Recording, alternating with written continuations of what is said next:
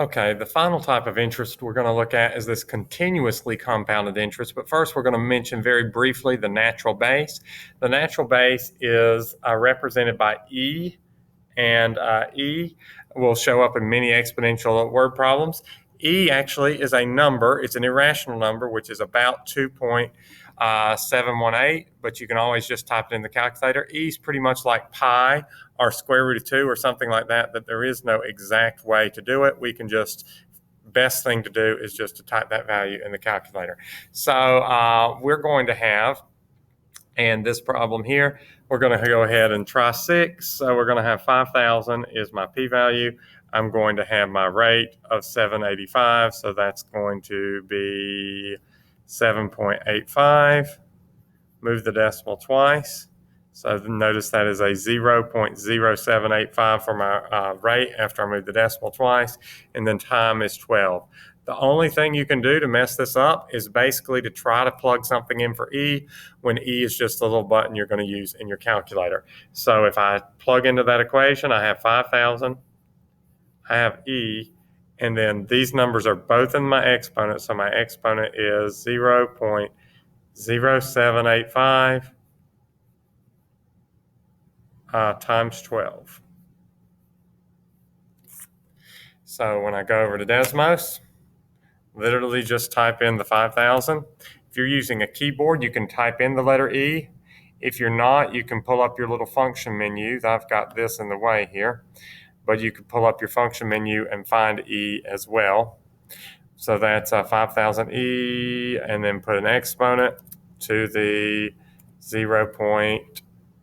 I forget what number that was, 0.785. And then times my number of years, which I think was 12. Yes, it was. And then once again, go to the nearest cent unless it tells you otherwise. So that'd be $12,825.53. And that gives you an idea on how to do these problems. Let's go ahead and look at another one.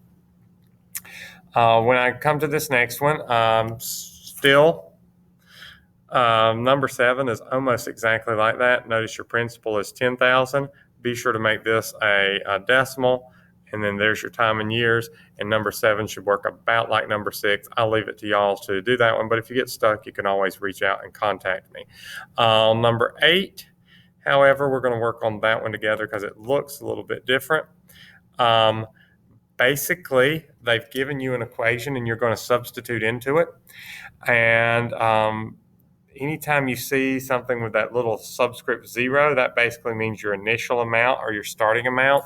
So in this case, that value is going to be 500. So I'm going to have 500 and then E to the 0.195 times T in hours. Well, it says half of a day, so half of a day would be 12 hours. So T is equal to 12 because half of a day is going to be 12 hours.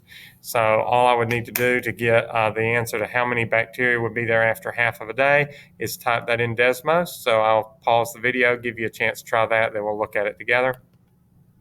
So you notice in Desmos, we have this, and this time it asks for number of bacteria. So it doesn't make any sense to say 0.61 bacteria. So we're going to round this to the nearest whole number of bacteria.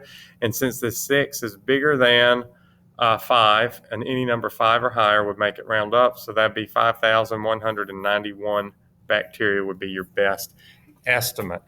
Now, one other thing it asks you to do on this one is it also asks you to find the growth rate.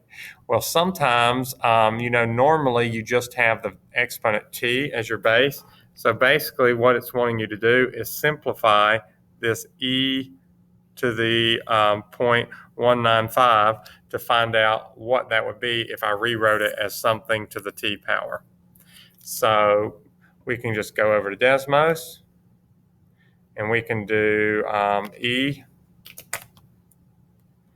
to the 0.195, and then my growth rate would be about 1.21 or 121%.